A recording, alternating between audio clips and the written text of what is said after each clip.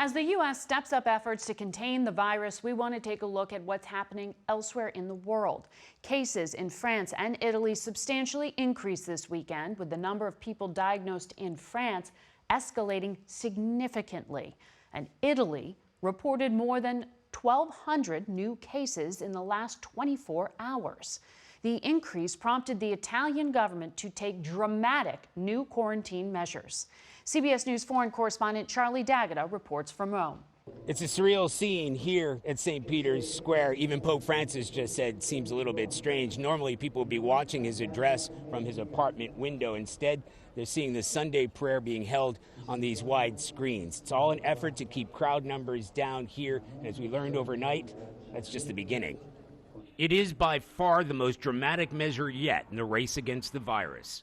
Prime Minister Giuseppe Conte declaring the forced lockdown of a quarter of the country's population. Nationwide, museums, movie theaters, sporting events shut down, weddings and funerals banned. The contagion is not only accelerating, it's now everywhere. The really scary part is not knowing. You could pick it up from something you touch or someone you might meet. And when people are really worried, they come here. This is Italy's #1 hospital for infectious diseases. And behind me, you might be able to make out those silver tents, which have been set up as a sort of triage area. They're all over Italy to stop those who may be carrying the virus from infecting the rest of the hospital.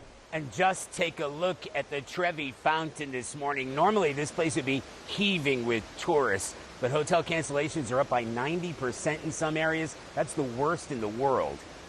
Globally, cases have now soared to 105,000. South Korea has surpassed 7,000. Countries across Asia and Europe are all reporting a surge in new cases, and they'll be seeing Italy as a glimpse of the future. The media has been criticized for being alarmist, but the media didn't just quarantine around 16 million people. A couple weeks ago, there were maybe 24 cases here. Now, there are nearly 6,000. This is real. Margaret? Our Charlie D'Agata reporting from Rome.